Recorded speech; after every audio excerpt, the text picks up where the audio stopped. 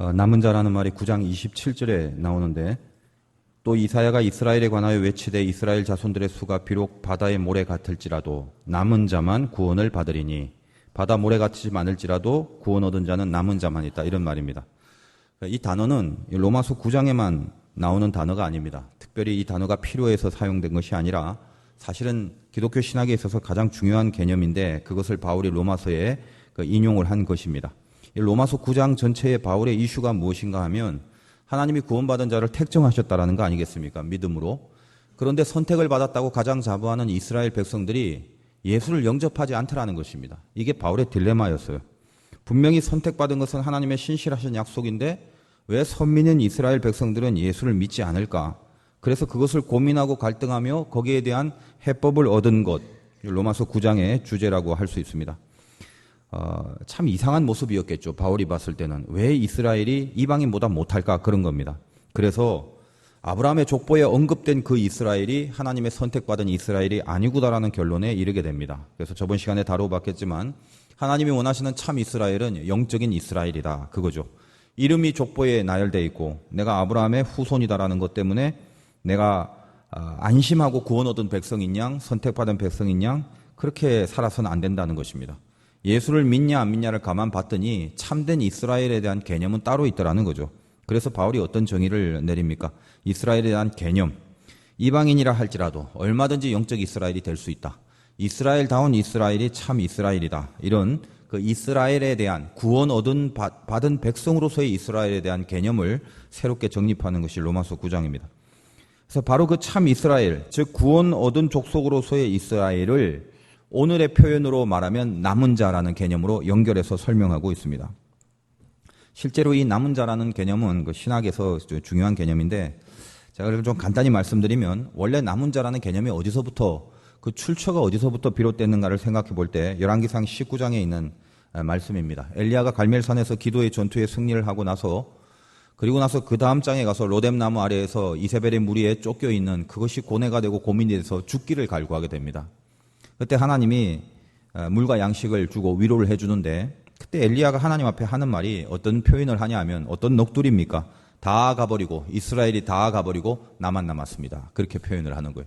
그때 그 나만 남았다라는 남은 자, 그때 하나님이 엘리야에게 뭐라고 하냐면, 너만 남은 게 아니다. 내가 너를 위하여 19장 18절에 보면 바알에 무릎 꿇지 않는 7천인을 남겼다, 이렇게 이야기를 합니다.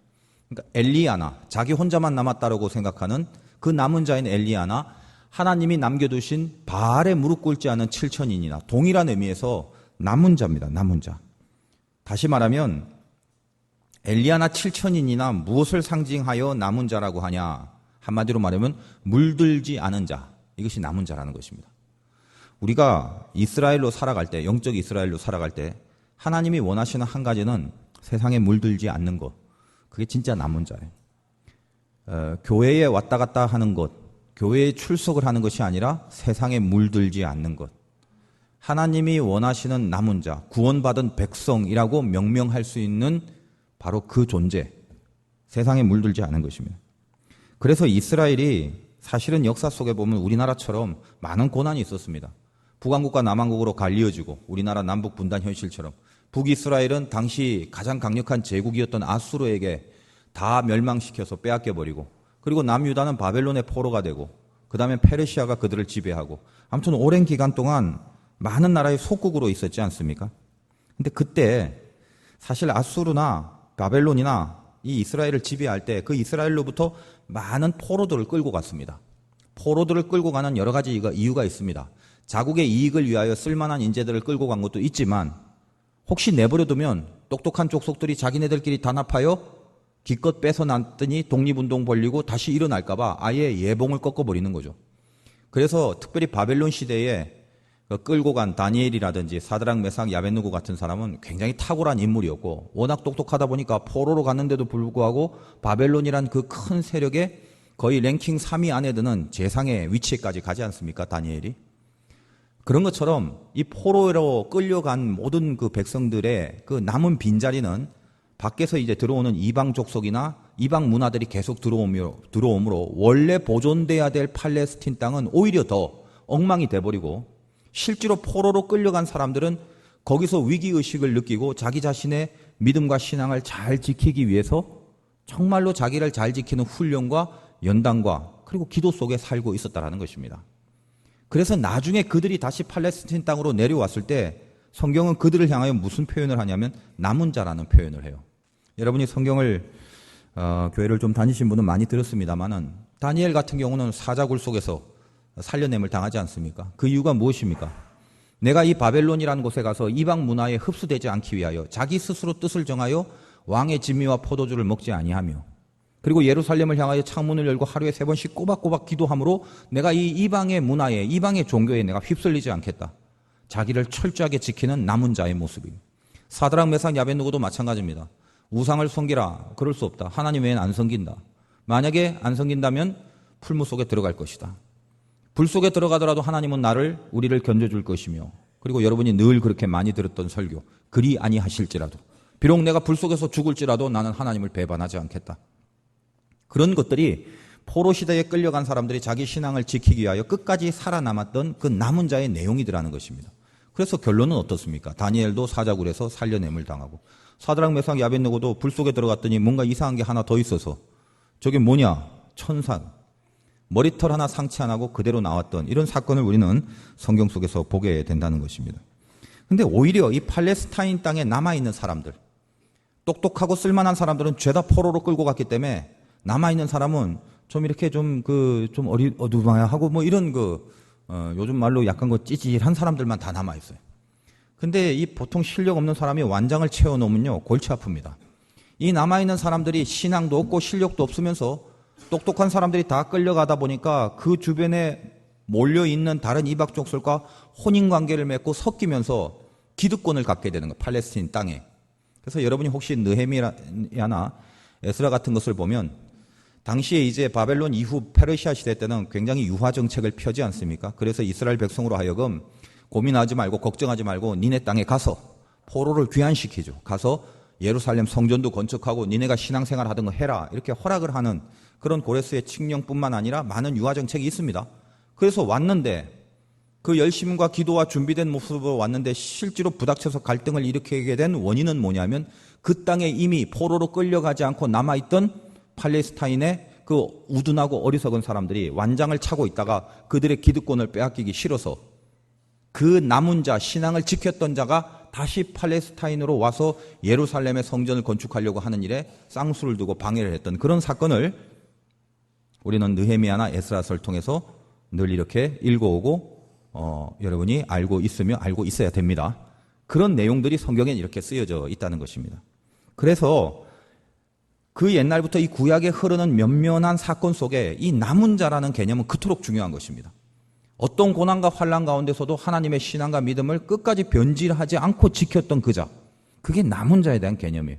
사도 바울이 그것을 알았기 때문에 로마서의 구원에 대한 이야기를 하면서 그냥 말로만 하는 이스라엘이 아니라 여기서 변질되지 않고 하나님의 신앙을 끝까지 지켰던 그것, 섞이지 않은 그것, 물들지 않은 그것, 그것이 구원받은 자의 징표다라는 얘기를 하는 거예요. 우리 화두교회 성도님들은 그냥 교인이 되지 말고 다 남은 자가 되시길 바라요. 이 자리에 앉아있는 사람이 다 교인일 수는 있습니다. 그러나 물론 전부가 남은 자가 되는 것이 우리의 기도의 제목이겠습니다만 하나님이 바라시는 것도 교인이 아니라 남은 자가 되기를 원합니다.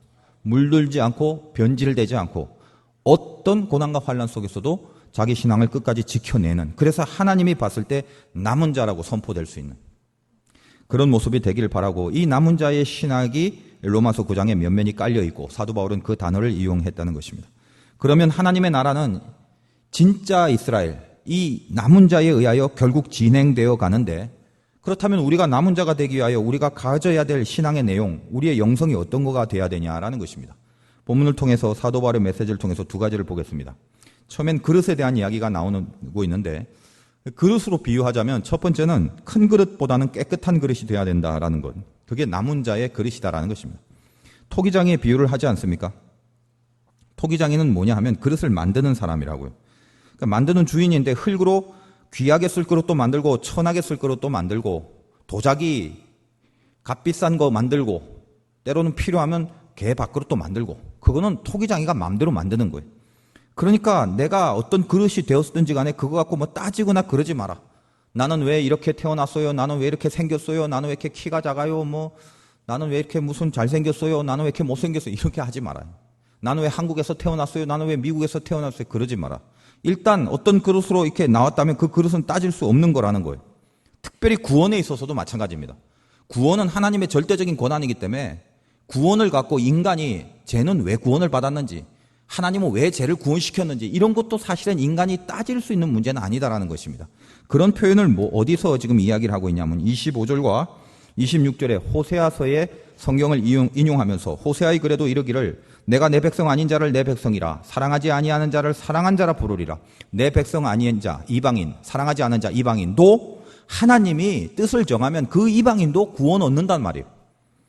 너희는 내 백성이 아니라 한 그곳에서, 즉 이방 땅에서, 팔레스틴이 아닌 내 백성이 아니란 그곳에서 그들이 살아계신 하나님의 아들이라 일컬음을 받으리라 함과 같으니라. 모든 구원의 주권은 하나님께 있다는 것입니다. 그러니까 너희들의 얄팍한 생각으로 이제까지 로마서가 진행해왔던 오직 믿음으로 얻는 구원을 율법이나 선민의식이나 잘못된 어리석은 그 이스라엘 족보에 있다는 얄팍한 조건으로 구원이고 아니고를 논하지 마라. 훨씬 깊은 것이고 심오한 것이다. 그렇게 지금 지적을 해 나가는 장면입니다. 그래서 우리가 하나님의 이 절대적인 권한에 대해서 이야기를 하는데, 일단 그렇다고 본다면 우리가 구원을 얻은 백성이고 어떤 모양으로 태어났든지 간에 일단 우리가 하나님 앞에 만들어진 그릇이라면 이제 그릇의 입장에서 본다면 뭘 어떻게 해야 되겠나? 이미 만들어진 그릇이라면 그릇의 입장에서 어떤 것이 최선이냐? 이제 이것이 남은 거 아니겠습니까? 그랬을 때 우리가 생각해 볼 수 있는 게 뭐냐? 그릇이라는 건 생각만 해도 무슨 생각이 드냐면 뭔가 써야 되겠죠, 그릇으로. 그래서 보통 이렇게 뭐 저는 집에 뭐 숟가락이 어딘지 젓가락이 어딘지 잘 모르겠습니다만 가끔 이제 집에서 제가 할 수 있는 식당에서 어쨌든 그 싱크대에 있는 데서 제가 가끔 하는 유일한 것은 라면을 끓여 먹거나 짜파게티를 끓여 먹을 때 그때 이제 제가 갑니다. 그럼 그 그릇이 어디 있는가는 그건 알아요. 그 라면 그릇은. 그래서 늘 그 자리에 그게 있어요. 그거는 늘 들쑥날쑥 그것만 제가 빼고 넣고 그렇게 살아요. 가만 보면 그릇은요, 적어도 저한테는 굉장히 많이 지금 사용하고 있는 게 그릇이에요. 마찬가지로 왜 하필 그릇이라는 표현을 썼냐 하면 그릇은 절대적으로 쓰임 받는 것의 용도가 거기에 가치가 있는 것입니다. 쓸 수 있는 그릇이 돼야 되겠죠. 그러면 어떻게 해야지 쓸 수 있는 그릇이 되나? 하나님 입장에서 봤을 때는 일단은 깨끗해야 되고 그것이 하늘을 향해 열려 있어야 쓸 수 있는 겁니다. 이것이 그릇의 최선의 조건이에요. 깨끗해도 엎어져 있으면 안 되는 것이고 하늘을 향해 열려도 더러우면 쓸 수가 없는 거겠죠. 제가 무슨 술을 안 먹기 때문에 술자리, 회식 문화 이런 건 잘 모릅니다만 어느 날 이렇게 술을 먹고 있는 팀들을 옆에서 이렇게 바라봤을 때 한 명이 난 이제 술을 안 먹기로 했다 하면서 그 소주잔을 자기 식탁에 이렇게 이렇게 엎더라고요, 이게. 그랬더니 주변에서 우리 한국 사람이 얼마나 인심이 좋아요. 그냥 따라 먹으라고 그러잖아요. 계속 따라 먹으라고. 그리고 이상하게 그걸 안 먹으면 왠지 죄 짓는 것 같은 느낌을 다들 하고 있어요. 이 남자들 사회에서. 그래서 이걸 많이 먹으면 굉장히 좀 위신이 쓰는 것 같고 또 따라주는 것도 많이 따라주면 신이 나고. 근데 그 술이라는 게, 그 독한 소주라는 게 먹어서 보약이고 몸에 좋다면 참 아름다운 모습이겠죠. 그게 계속 부어주고 계속 먹으니까. 근데 그거는 사실 먹을수록 몸에 나쁜 건데 그렇게 드립다 따라주고 또 그거를, 그 몸에 안 좋은 독을 자기가 안 먹으면 그걸 죄스러워하는 그 이상한 심리는 도대체 어디서 생겨 먹었는지 제가 이해가 안 가요. 만약 따라주는 그것이 술이 아니라 예를 들면 한 300만 원쯤 하는 산삼즙이라면 그렇게 계속 먹으라고 주겠느냐 이 말이에요. 절대 안 줄걸요 아마? 눈에 보이지도 않게 할 것입니다. 뭔가 우리는 지금 잘못 생각하고 있는 거죠. 굉장히 틀린 생각 속에 있고 틀린 문화 속에 있는데 근데 그것을 계속 그렇게 허용을 하고 있어요. 여러분 술을 많이 먹는 뭐 서양이나 미국 사람들 뭐 술 많이 마시는 것 같죠? 절대 그렇지 않습니다. 별로 안 취해요, 그 사람들은. 취할 만큼 그렇게 많이 먹지 않습니다.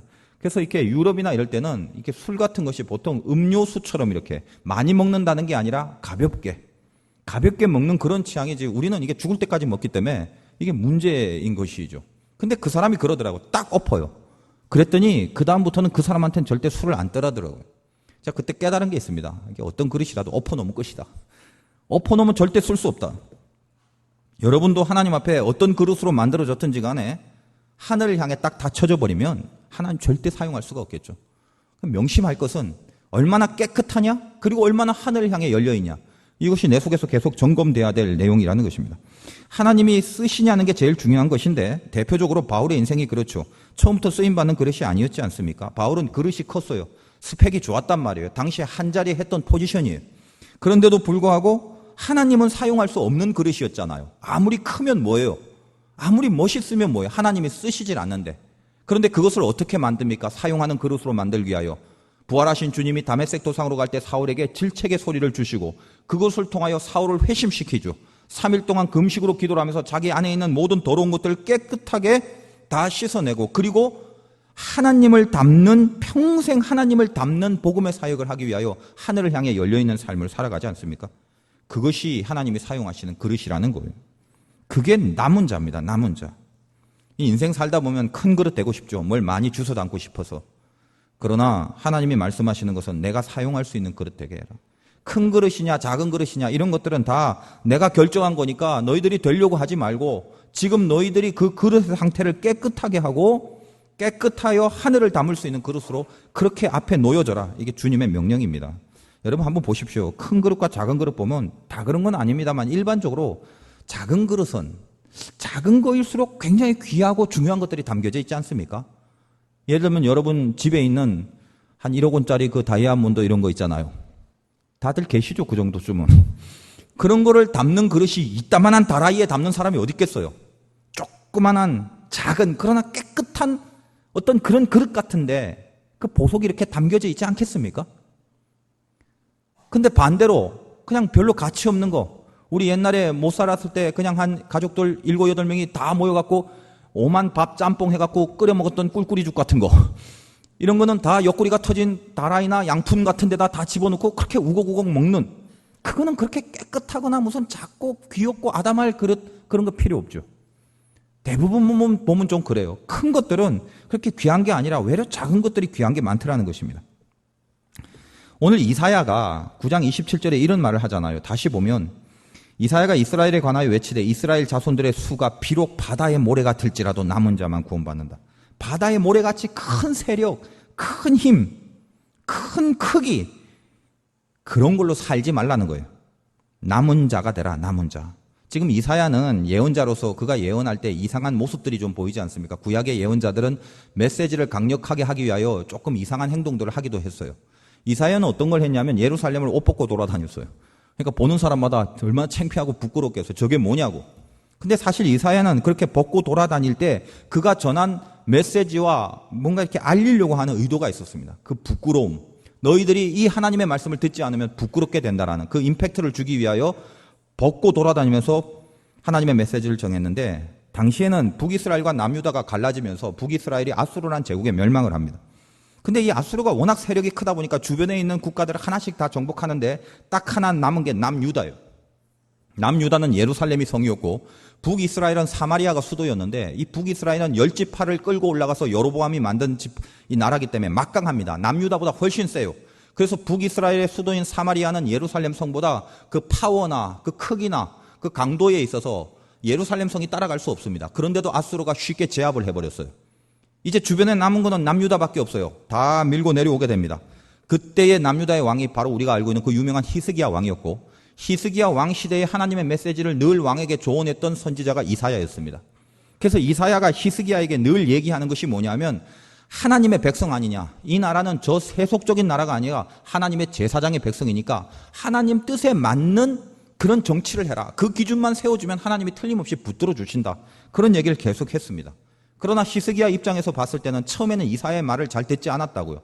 인간적으로 궁리하고 고민하고 생각해 보니까 어떻게든 아수르가 쳐들어왔을 때 자주 국방을 통하여 이게 막긴 막아야 되겠는데, 고민을 하다가 예루살렘 성을 강하게 하기 위하여 예루살렘 성벽 주변에 있는 모든 노숙자들과 이 천막들 이런 걸 다 정리하고 성벽을 굉장히 튼튼하게 이렇게 만들어 놓습니다. 그리고 오래 싸움의 기간이 오래 걸치면은 항상 그 물이 부족하기 때문에 기혼샘이라는 것을 털어서 그 물줄기를 터널로 이렇게 뚫어 예루살렘 성을 통과하게 만들어서 얼마나 오랫동안 싸움을 하든지 간에 물의 공급이 딸리지 않도록 만들어 놨다는 거예요. 그렇게 자주 국방력에 충실하게 했었고, 또 하나는 그 밑에 있는 애굽이라는 이방 백성과 결탁하여 애굽에게 조공을 바치고 애굽에게 이렇게 잘 뭔가를 먹여서 아수르가 쳐들어오면 우리 편 좀 대달라는 그런 정책을 썼습니다. 인간적으로 본다면 그것은 굉장히 합리적이고 현명한 것이고 그렇겠죠. 그러나 이사야는 그것을 굉장히 비판합니다. 그래서 이사야서나 열왕기 서를 이렇게 쭉 읽어보면 계속 그것을 비판해요. 무슨 말이냐? 히스기야 왕이 만약에 애굽 왕과 손을 잡으면 내가 지금 벌거벗고 돌아다니는 것처럼 수치를 보게 될 것이다. 당신은 그렇게 살면 안 된다. 그런 식으로 지금 7일을 하면 큰일 난다라는 거예요. 그럼 어쩌라고? 지금 아수르가 쳐들어오고 있는데 니는 뭔 방법이 있는데 하나님이 이스라엘 백성에게 말하는 게 있다. 자주국방이나 외적인 세력과 결탁하지 않고 안에서 하나님이 쓰실 수 있는 그릇을 만들라는 거죠. 그래서 뭘 원하냐 하면 그 당시에 자행되고 있는 모든 불법 고리대금 이거 척결해라. 그리고 또 두 번째는 뭐냐면 옛날부터 이스라엘 백성들이 하나님의 백성인지라 늘 은혜로 살아왔지 않습니까? 추수를 해도 곡식의 남은 부분을 항상 그 사람이 못 사는 사람, 가난한 사람이 주워갈 수 있도록 이렇게 남겨놨던 법들이 있었는데 그런 것들이 자꾸만 없어지고 하나님의 이 진정한 뜻들이 사라지고 있는 내적 현실을 바라보면서 이사야가 히스기야에게 그것을 권면하는 것입니다. 불법을 없애고 하나님의 나라의 법을 다시 세워라. 지금 아수르가 쳐들어왔고 위기 일발인데 지금 안에서 내적인 걸 뭘 말하고 무슨 하나님의 뜻을 세우라는 게 히스기야에게는 도저히 이게 납득이 안 되는 거였죠. 그러나 이사야서는 발갈아벗고 다니면서도 하나님이 이 나라를 지키지 않으면 아무리 외적으로 결탁을 하고 내적인 자주국방에 치력을 다해도 절대로 여기서 이겨낼 수 없다라는 말을 하는 것입니다. 히스기야는 처음에 그것을 듣지 않았어요. 그리고 계속 애굽에게 조공을 바치고 애국과 결탁을 하려고 하자 아수르가 그것을 기회로 삼은 것입니다. 저놈 봐라, 애국과 손잡네. 이제 싸움의 명분이 된 거죠. 그래서 그 주변국들을 다 점령한 아수르가 이제 마지막 남은 이 예루살렘을 향하여 몰려옵니다. 남유다의 46개의 성을 다 점령해 나가고 마지막 딱 하나 예루살렘 성을 가운데 두고 둘러싸고 있다는 거예요. 그때 등장한 군대 수만 18만 5천, 굉장히 많은 부대를 데리고 왔습니다. 완전히 끝내겠다라는 거죠. 그때 아수르의 왕은 산헤립이었고, 산헤립 많이 들어본 이름이죠. 그의 부하로서 이 싸움을 총 책임지고 있는 사령관은 랍사게라는 사람이었습니다. 그 이름도 좀 아무튼 이상한데 그 랍사게가 입이 싸요. 그래서 이스라엘 백성을 향하여 먼저 진을 치고 심리적으로 그들을 공격합니다. 야, 니네 지금 이게 버티고 있는데 잘 생각해봐라, 히스기야야. 우리가 지금 북이스라엘 다 부수고 주변 강대국을 다 부수고 온 아수르다. 니네가 지금 이 성에서 성 좀 튼튼히 한다고 이길 것 같냐? 끝났다. 니네 북이스라엘 무너진 거 봐라. 니네보다 몇 배나 센 북이스라엘도 우리가 다 끝냈는데 니네는 견딜 수 없다. 항복해라. 또 하나, 하나님 믿고 있지 니네. 하나님이 보살펴 줄 것 같지? 근데 가만히 생각해봐라. 북이스라엘은 하나님이 안 보살펴 줬냐? 하나님이 보살펴 준 북이스라엘도 망했는데 니네는 그보다 실력도 없고 세력도 작은데 버티고 있어봤자 손해다. 빨리 항복해라. 이렇게 이야기를 합니다. 그 얘기를 딱 듣자 히스기야가 모든 게 끝났다라고 판단이 되면 정신적으로 큰 각성이 생기게 됩니다. 내가 지금까지 했던 방법, 이사야의 말을 듣지 않았던 것이 큰 화군이구나. 그래서 거기서 자기 옷을 찢고 베옷을 입고 성전으로 들어가서 하나님 앞에 모든 것을 의탁하는 처절한 기도를 하게 된다는 것입니다. 하나님이 그 기도를 들으시고 그날 밤 이 히스기야의 회심을 받으셨어요. 깨끗하게 자기를 씻겨낸 히스기야의 기도를 들으시고 그날 밤 하나님의 군대가 하나님의 힘으로 18만 5천을 몰살시킵니다. 그리고 산헤립이 다시 아수르로 도망가게 되고 거기서 일어난 쿠데타로 산헤립은 죽게 되는데 이 당시 역사에 아수르 제국이 정복하지 않은 유일한 나라는 예루살렘 성밖에 없는 것이 세계사의 아주 기적적인 일이고 또 신비한 역사라는 것입니다. 하나님께서 지켜주시고 보호해 주신 바로 그 역사가 이 히스기야를 통해서 우리에게 알려져 있고 히스기야는 그래서 유명해졌고 당시 바벨론 제국 그 다음에 등장하는 바벨론 제국도 히스기야라는 이름만 들으면 뭔가 히스기야하고 같이 협상하려고 하고 공조고 하려 하는 그런 어떤 분위기 속에 젖어들게 되더라는 것입니다. 무슨 이야기입니까? 하나님께서 원하시는 것은 세력과 힘으로 싸우는 게 아니라는 것을 역사 속에서 분명히 보여주고 그걸 알고 있는 이사야 선지자의 말씀을 인용하여 지금 바울이 진짜 남은 자, 정말 이스라엘의 모습이 무엇이야 되는가를 이사야서를 이용하여 우리에게 로마서를 통해 표현하고 있다는 것입니다. 남은 자가 되라는 것입니다.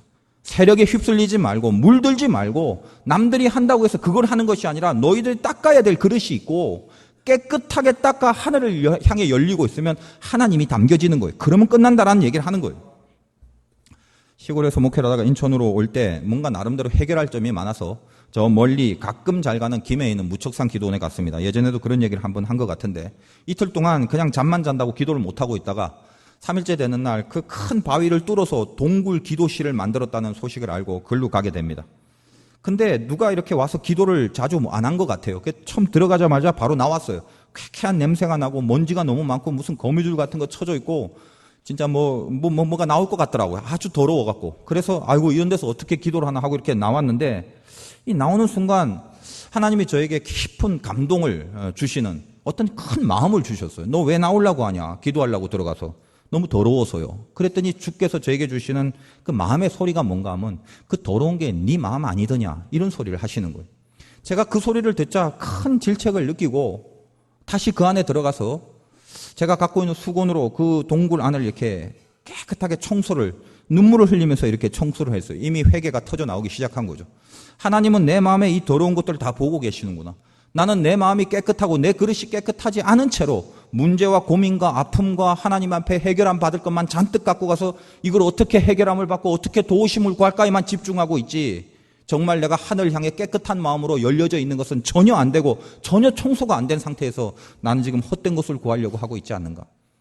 그래서 문제와 어떤 하나님 앞에 기도해야 될 제목을 갖고 들어가서 기도를 하다가 회개가 나오는 바람에 회개 기도만 계속 하게 되더라는 것입니다. 저는 그때 성령께서 제 기도를 이끌어 주셨다라고 믿고 또 이제 그 이후에 저에게 벌어진 또 신비한 간증들이 있는데 그런 건 이제 생략하고 오늘 우리가 동일하더라는 것입니다. 어떤 기도의 제목을 갖고 들어가든지 간에 그것이 고난과 문제가 있으면 반드시 기도 제목이 되거든요. 근데 그걸 갖고 기도의 자리로 나아가면 하나님이 손을 대주시면 어떤 증세가 나타나냐면 깨끗하게 하시는 작업부터 하신다는 거예요. 그 문제를 바로 해결해주고 뭐 그 고난을 바로 풀어주는 게 아니라 더 중요한 문제인 우리 안에 이 깨끗하게 하시는 그 기도, 그 작업을 하시는 성령께서 손 대주시면 다 그렇게 돼 있다라는 것입니다. 그러니까 여러분이 은혜를 받으면 그 징표가 뭘로 드러나냐면 이제까지 남을 향하여 비판하고 뭐가 잘못됐고 뭐가 못마땅하고 그것 때문에 속상하고 울그락불그락 하다가 그것이 답답해서 기도 속으로 딱 들어가게 되면 모든 것이 내 잘못으로 여겨질 때가 있는데 그게 참 은혜예요. 그래서 다른 걸 생각하고 다른 걸 비판하고 다른 걸 나쁘다라는 생각이 싹 가셔버리고 내가 가장 큰 죄인이고 내 죄가 그렇게 더럽게 느껴지고 이래서는 안 되겠다라는 자기 각성부터 일어나게 돼 있는 거예요. 그게 주님이 손대 주실 때의 모습이라는 것입니다. 히스기야가 자기 힘과 자기의 세력을 옆에서 큰 그릇을 만들려고 하다가 아무것도 안 된다는 걸 알고 옷을 찢고 베옷을 입고 들어갈 때 자기 나라의 위기에 대한 도우심을 기도도 했겠지만 저는 그 기도를 못했다고 봐요. 베옷을 입고 들어갔을 때는 이거 도와주세요, 이렇게 지켜주세요 라기보다는 자기 자신에 대한 깊은 회개가 있지 않았겠습니까? 이 나라가 어떤 나라고 내가 어떻게 기름 부음을 받았고 나를 늘 도와주던 이사야 선지자의 메시지가 옆에서 그렇게 생생했건만 나는 왜 하나님의 말씀을 순종하지 않았는가? 철저한 자기를 정결케 하는 기도부터 터져 나왔겠죠. 그래서 깨끗해지니까 히스기야의 심령 위에 하나님이 담기어지고 하나님이 담기어지자 하나님이 그 일을 풀어주고 신자의 인생이라는 것은 내 깨끗한 그릇에 담겨져 있는 그 하나님으로 살아가는 게 신자의 인생이거든요. 어떤 다른 걸 담아서 살아가는 것이 아니라 담겨져 있는 하나님으로 말미암아 살아가는 거라는 거예요. 그런데 내가 깨끗해지지 않으려고 하면서 깨끗해지는 것은 관심이 없으면서 그저 어떤 것들을 담아서 살려고만 하고 바둥거리면 늘 허덕이는 인생밖에 안 되더라는 것입니다. 여러분은 남은 자입니다. 그냥 교인이 아니라 이 땅에 하나님께서 허락하신 남은 자, 그리고 우리를 만드신 어떤 그릇으로 만들었든지 간에 남은 자는 깨끗한 그릇이 돼야 된다는 거예요. 여러분 마음속에 회개들이 일어나고 뭔가 더러운 게 있으면 이걸 내버려두지 않고 빨리 닦아내려는 그런 안간 힘들이 나와야 됩니다. 예배를 통해서 잊어버렸다면 다시 기억하셔야 돼요. 뭘 실패하고 뭐에 헐떡거리고 있는가를 다시 점검해서 하나님 내가 지금 여기 신경 쓸 문제가 아니라 나를 다시 한번 깨끗하게 씻어내야 될 그 일을 해야 되는군요. 하늘을 향하여 아무리 손을 들면 뭐합니까? 깨끗해진 그릇 위에만 하나님이 들어갈 수 있다는 거예요. 두 번째는 어떤 그릇이 돼야 되냐면 예수가 담긴 그릇이 돼야 된다는 거예요. 여러분 문제가 다 있죠. 그 문제가 뭐냐면요. 내가 문제예요. 내가. 어려운 얘기일지도 모른데 남의 문제는 내 문제가 아니죠. 그러니까 내 문제가 내 문제인 거예요. 그러니까 내가 문제인데 그럼 내가 뭔지를 알아야 되겠죠. 내가 뭡니까? 내가 누굽니까? 굉장히 철학적인 질문일 수도 있는데 대부분 많은 사람들은 나를 어떻게 파악하냐면 내가 던져진 환경 속에서 나를 파악합니다. 그게 납니다. 신자는 내가 누구냐라는 질문 앞에 지금 내가 던져진 그곳에서 파악되는 나는 전부 다 허상이고 허구라는 걸 알아야 됩니다. 좀 더 쉽게 말하면 내가 던져진 곳이 뭐냐라면 일반적으로 하나님과 연결이 돼 있지 않은 심령들, 세상 사람들은 내가 누구냐라고 이야기하면 그 내가 누구냐는 질문을 근본적으로 거기에 대한 해답을 몰라요. 그냥 어떤 틀 속에 던져진 납니다. 돈이라는 틀 속에 던져졌습니다. 그럼 그 사람은 많은 돈이라는 틀 속에 던져졌으면 당신이 누구냐? 그럼 나는 부자야. 이렇게 얘기를 할 겁니다. 그런데 돈이 없는 틀 속에 던져져 있으면 니는 누구야? 그럼 나는 가난한 사람이야, 거지야 이럴 거란 말이에요. 근데 그게 진짜 납니까? 돈이라는 틀 속에 던져졌기 때문에 부자냐 가냐냐가 결정되는 거겠죠. 몸과 육신이란 틀 속에 던져졌다면, 건강한 틀에 있다면 그 사람은 건강한 사람이고 어떤 약한 틀 속에 던져졌으면 나는 약한 사람이고. 근데 그게 진짜 난가요? 인간의 틀 속에, 관계의 틀 속에 지금 여기 계신 저와 여러분들은 때로는 아버지일 수가 있고 때로는 남자일 수가 있고 때로는 아들일 수가 있고 때로는 할아버지일 수가 있고 때로는 엄마일 수가 있고 누나일 수가 있고 각자 인간의 관계라는 틀 속에 던져진 그 안에서 내가 누구냐? 사회관계도 마찬가지 아니겠습니까? 그 사람이 사장이냐, 직원이냐, 대리냐, 알바냐, 뭘 통해서요? 사회라는 구조라는 틀 속에서, 나이라는 틀 속에서 그 사람은 어른이고 이 사람은 아이이고 어린이고 다 어떤 틀 속에 던져진 상대적인 나를 자꾸 나로만 파악합니다. 그건 진짜 나가 아니겠죠. 아시겠어요? 진짜 나는 그거 전에 거죠. 그런 틀들이 자기를 규명하는 거라고 착각을 합니다. 그러면 많은 돈 속에 있는 사람은 자기가 늘 부자, 자기 정체는 부자라고 생각을 해요. 돈이 없는 틀 속에 던져져 있는 사람은 자기의 정체는 늘 가난하고 거지라고 생각해요. 근데 그게 진짜 나예요? 진짜 나가 부자고 진짜 나가 거지고 그래요? 그런 진짜 나가 어디 있어요? 무슨 소리 하는지 아시겠어요? 하나님이 어떤 존재냐면 그 틀을 고쳐주고 그 틀을 바꿔주는 그 틀 밖에 있는 존재입니다. 다시 말해서 나하고 가장 가까이 있는 환경과 조건이란 틀, 그 틀보다 훨씬 멀리 하나님이 있기 때문에 내가 하나님의 틀 속에 들어가서 나를 봐야 되는데 그 작업을 하지 못하는 거예요. 믿음이 없고 하나님과 떨어져 버리면 하나님과 상관없이 나를 파악할 수밖에 없는데 하나님과 상관없이 나를 파악하는 방법은 내가 속해 있는 환경밖에 없는 거예요. 여러분이 병원에 있으면 환자예요, 지금. 그러나 진짜 여러분이 환자입니까? 여러분 지금 지갑에 한 1억 정도 있으면 부자예요. 혹시 한 푼도 없으면 1,000원짜리 한두 개밖에 없으면 가난한 사람이에요. 그게 여러분 진짜 여러분이에요? 진짜 내가 누구예요? 진짜 내가. 우리가 힘들고 문제가 있다는 건 이해합니다만 그 힘든 것을 끊임없이 이 환경을 바꾸는 것으로 나의 힘든 것을 풀어가려고 한다면 그것은 절대로 궁극적인 해결이 안 됩니다. 문제를 해결하는 방법은 다른 데 있단 말이에요. 이 세상의 많은 사신 우상들의 특징이 뭐냐면요. 어떤 절대적인 신한테 기도를 하면서 내가 던져진 틀을 바꿔달라는 기도밖에 안 해요. 주여, 돈이 없어요. 이게 가난한 틀이네요. 빨리 부자의 틀로 바꿔주세요. 주님, 몸이 약한 틀이네요. 빨리 건강한 틀로 바꿔주세요. 그게 하나님이라도 상관없고 부처라도 상관없고 알라라도 상관없고 아무튼 내 틀만 바꿔주면 상스러운 말로 장땡이에요.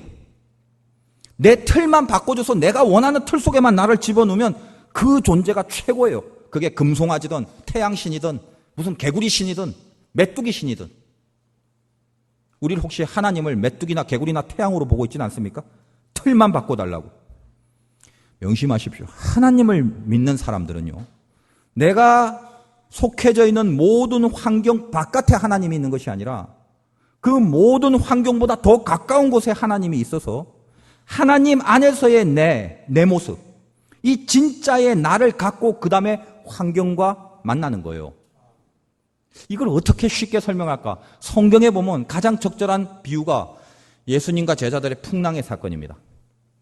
진짜 제자들의 모습은 예수님과 가까이 있는 게 진짜 제자들의 모습이었어요. 풍랑이 일어났습니다. 그 순간 그 풍랑을 보고 두려워 떠는 그들은 뭐냐 하면 그 풍랑과 자기 사이에 주님이 없어요. 풍랑이라는 고난의 틀 속에 나를 집어넣고 보니까 나는 죽을 존재인 거예요.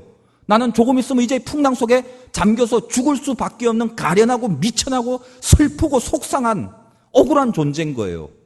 그러나 진짜 그게 진짜 그 모습입니까? 주님이 일어나셨죠. 그래서 깨우침을 주시는 것입니다. 뭐라고요? 풍랑을 잔잔케 하기 전에 믿음이 없는 자야. 네가 누군 줄 아냐?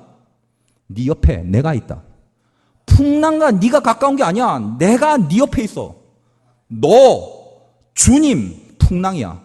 그렇게 된 이상 풍랑은 더 이상 풍랑이 아닌 것입니다. 예수님은 풍랑을 잠잠케 하셨습니다. 그것이 우리 인생이라는 거예요. 여러분이 아무리 죄가 많고 여러분이 아무리 모자라고 아무리 한심해도요, 잊지 말 것은 이미 우리는 이 땅에 떨어져서 고장난 상태로 살도록 내버려 두시질 않고, 왜 이 세상의 환경 속에 틀 속에서 우리가 얽매이냐면 하나님의 귀한 형상대로 만들었지만 죄를 지어서 이 땅으로 이렇게 떨어져 버렸다고. 세상은 타락된 세상이에요. 그래서 힘들어요. 근데 하나님이 이 타락된 세상 속에 우리를 내버려 두지 않죠. 이미 이쪽으로 던져졌기 때문에 고장난 거예요. 그래서 하나님은 우리를 고장난 채로 내버려 두지 않고 고치십니다. 왜? 그분은 우리를 만드셨기 때문에. 비 오는 날 어떤 사람이 차를 몰다가 차가 고장이 났대요. 아무리 고쳐도 안 돼요. 사용 설명서 보고 아무리 해도 안 돼요. 근데 지나가는 한 노신사가 차가 고장났습니까? 예, 고장났다고. 제가 한번 고쳐볼게요. 내가 설명서를 보고 아무리 해도 안 되는데 당신이 어떻게 고치냐고. 맡겨보라고. 해보시라고. 망치를 하나 갖고 오더니 한번 살펴보더니 한 방 뚱 치니까 가더래요. 그래서 당신 누구냐 그랬더니 저는 이 자동차를 만든 포드입니다. 이런 얘기를 했다는 유명한 실화가 있습니다. 우리를 만든 분, 이미 우리의 부품이 다 사라져 버렸는데 무슨 사용 설명서 보고 율법 맞춰본다고 우리가 됩니까? 이 법을 따르고 이렇게 살면 내가 온전해지고, 우린 이미 고장나 버렸다는 거예요. 그래서 어떻게 해요? 주님이 우리를 고쳐주시러, 하나님이 이 죄악 세상 속에 우리를 던지시고 나서 헤매고 있는 우리를 건지시려고 하나님 자신이 당신의 아들을 동시에 던지셨어요. 마치 마라의 쓴물을 먹고 광야로 간 이스라엘 백성들이 이거 써서 못 먹겠다, 못 살겠다 할 때 나뭇가지를 하나 취해 그 물에 던졌을 때 쓴물이 단물이 되었다. 그것처럼 고장난 우리를 위해 예수 그리스도의 십자가가 우리를 위하여 하나님께서 던져주신 그 주님이 내가 속해 있는 틀보다 더 가까운 곳에 나와 만나게 되므로 나는 주님과 함께하는 하나님의 아들과 딸의 존재로 세상에 있는 것입니다. 그러니 내가 이제부터 만나는 환경은 내가 만나는 것이 아니라 나와 함께한 주님과 만나는 거예요. 풍랑이든 폭풍이든 고난이든 위험이든 칼이든 적신이든 어떤 고난과 환난도 나를 향한 그리스도의 사랑에서 끊을 수 없느니라. 로마서 8장의 주제 아닙니까? 진주는요, 똥 속에 던져줘도 절대 똥이 아님을 아십시오. 그것은 언제나 진주입니다. 여러분의 환경과 틀이 똥이라는 틀 속에 들어갔다 할지라도 여러분 자신을 잊지 마십시오. 나를 위하여 죽기까지 살리신 주님이 나와 함께한 진주로 하나님은 여러분을 대우하고 있습니다. 그걸 천국이라고 그래요. 얼마나 중요한 건지 밭에 감추인 보화를 보고 늘 밭이라는 틀 속에 있는 것은 깨진 소주병이나 유리병밖에 없을 건데 그건 무엇이 하나 반짝반짝거리고 있는 거예요. 저건 절대로 밭이라는 틀 속에 있어서는 안 되는 건데, 근데 확인해 봤더니 그게 보화인 거예요. 그래서 전 재산을 팔아서 그 보화를 샀더라. 여러분이 누구라고요? 이 엉망진창인 세상 속에 던져져서 진짜인지 아닌지 긴가민가 하고 앉아있을진 몰라도 엄연한 사실은 로마서가 하는 얘기는 나를 위하여 이 땅에 대신 죽으셔서도 당신의 자녀를 만들고야마는 그 주님의 은혜가 나와 함께한 하나님의 양자다라는 것입니다. 여러분은 보석이고 진주입니다. 실력이 있거나 수준이 돼서의 문제가 아니에요. 그 큰 은혜가 우리에게 임했다라는 것입니다. 내 주변이 똥이라도, 내 주변이 쓰레기라도 섞이지 마십시오. 물들지 마십시오. 여러분은 엄연한 하나님의 진주입니다. 여러분의 가치를 잊지 마십시오. 풍랑 속에 찌그러지지 말란 말이에요. 그 아무것도 아닌 환난과 고난, 그런 게 우리를 방해할 수 없다라는 것입니다. 여러분 마음에 하나님 앞에 붙들릴 수 있는 믿음만 있다면 도처에 영광밖에 없으며 이기는 것은 승리밖에 없다는 걸 알게 된다는 거예요. 무너지지 마십시오. 여러분의 멘탈을 보호하십시오. 여러분의 마음을 지키십시오. 악한 마귀의 유혹에 넘어가서 쓸데없는 생각과 감정 속에 헤매지 말란 말이에요. 하나님은 여러분을 사랑하십니다. 죽기까지 사랑하시고 나를 위하여 죽으신 십자가가 내 속에 있습니다. 마귀가 여러분을 방해할 수 없으며 세상의 고난과 환난이 여러분을 무너뜨릴 수 없습니다. 그게 로마서의 이야기입니다. 오늘 로마서는 뭐랍니까? 30절에 그런즉 우리가 무슨 말 하리요? 의를 따르지 아니한 이방인들이 의를 얻었으니 곧 믿음에서 난 의요. 의의 법을 따라간 이스라엘은 율법에 이르지 못하였으니 어찌 그러하냐. 이는 그들이 믿음을 의지하지 않고 행위를 의지함이라 부딪힐 돌에 부딪혔느니라. 행위나 율법으로는 안 돼요. 부딪힐 돌, 예수입니다. 예수와 부닥쳐버렸다. 33절 기록된 바 보라, 내가 걸림돌과 거치는 바위를 시온에 두노니, 이 돌은 예수님입니다. 이제 예수님을 시온에 두노니 그를 믿는 자는 부끄러움을 당하지 아니하리라. 여러분, 인생의 고난 다음에 부끄럽습니까? 이 돌이 여러분에게 부끄럽지 않게 해주시다는 거예요. 그를 믿는 자는. 나를 잘 발견하십시오. 여러분은 고난 속에서 허덕일 그런 약한 사람들이 아닙니다. 주님이 나와 함께한, 주님이 나와 연결된, 절대로 부끄러움을 당하지 않을 하나님의 사람임을 잊지 마십시오. 보석처럼 사십시오. 아름답게 사십시오. 멋있게 이기십시오. 예수 그리스도 안에서 하나님의 뜻입니다. 기도하겠습니다.